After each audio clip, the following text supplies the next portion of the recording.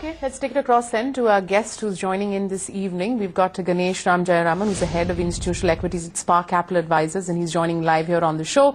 Ganesh, good evening. Thanks so much for taking time out for us. Let's talk about this big rally that we're seeing in India in the last 3 days or so. Of course, a lot of it has to do with what's going on in the rest of the world. You know, you yourself have returned from a trip in the Southeast Asia. What's the kind of mood like, and what is it that you folks are telling your clients as far as the Indian markets go?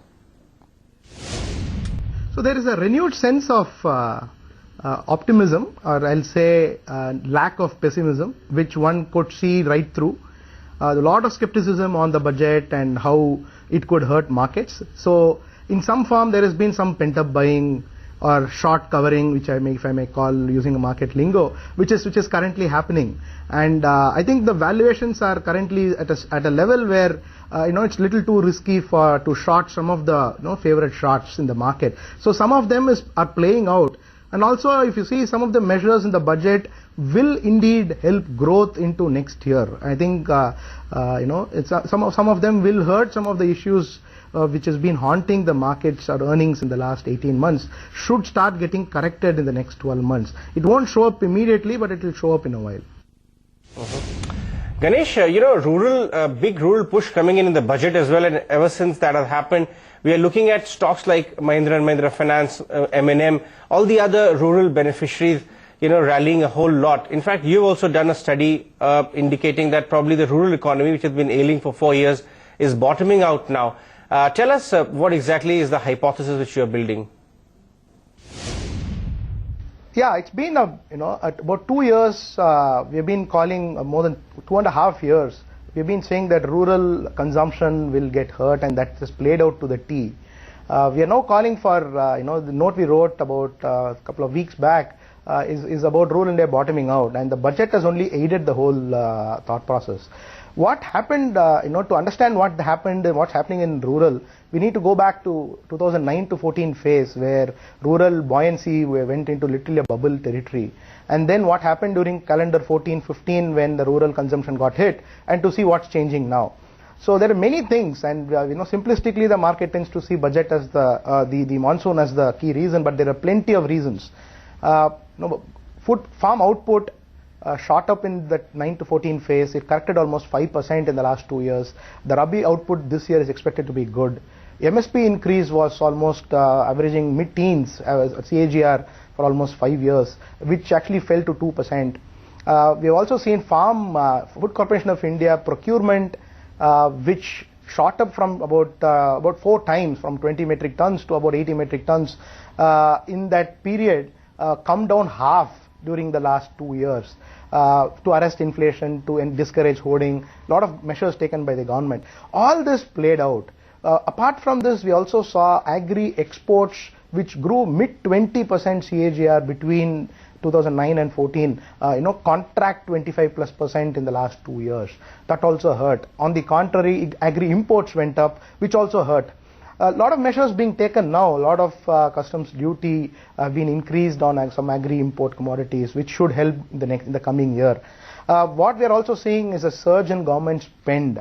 In the last 3 months, we have been noticing, government rural spend actually increase, which is between October and December.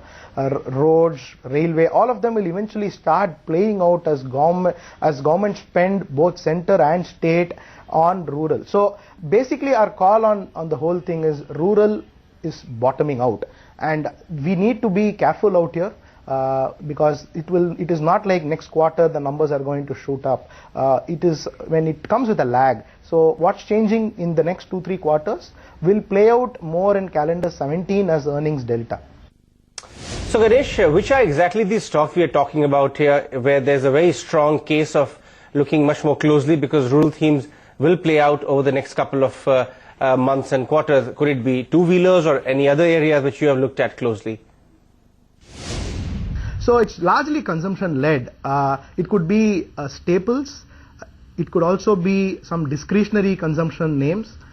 We could also be possibly the most attractive names in this list is actually the entry-level two-wheeler companies, which could actually be the biggest beneficiary in terms of both growth, in terms of multiples re-rating as well. Some of them are trading early teens, still, even after the rally in the last 2-3 days, we are finding be the biggest beneficiary in terms of both growth, in terms of multiples re-rating as well. Some of them are trading early teens. Still, even after the rally in the last 2-3 days, we are finding them early teens in terms of the next 1 year earnings delta. And earnings are also expected to be flattish. In the last 2 years, they've been flattish for some of these names. We could see, as a result, rural financing companies also benefit. But our call there is it will show up with a lag of almost 5-6 quarters. So immediate deltas, more staples and entry-level two-wheelers. When I mean immediate, that's also the 2-3 quarter view.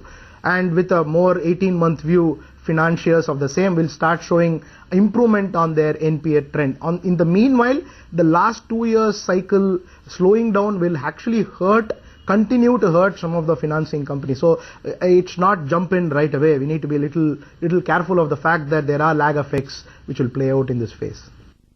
Ganesh, what are you making of this euphoria that we've seen, not just for our markets, but even global markets, in the last week or so? Do you believe that the bigger global risks that were sort of looming large are now perhaps on the wane, or can risk aversion actually return? Tough one. What we are finding the funds tell us is they are still finding India too costly for the lack of growth. Which they are finding here. In the sense, it's not like rest of the world is growing faster. I mean, earnings are growing faster for them to look at other countries. But we are flattish on earnings front. Rest of the world is also flattish, but we are far costlier than them. So when funds are already overweight on India, they are finding it difficult to convince themselves to get heavily overweight in this context. So I don't see FII money flooding into India in the next 6 months, given how the construct is shaping up. We also need to keep in mind the fact that domestic monies which were holding up pretty well whole of last year, we need to be wary of that, because typically domestic HNI money or the money tends to be a little more rear view mirror based behavior. So calendar 15 inflows were high because the last 12 months till then saw good returns in the markets. Now the returns are a little negative, so we need to see how this plays out. And as a result, I'm not in the camp which believes that India will see a significant inflows, both domestic and FII flows in this year. All right, Ganesh, we'll leave it at that. Thanks so much for taking time out for us this evening. Thanks a lot.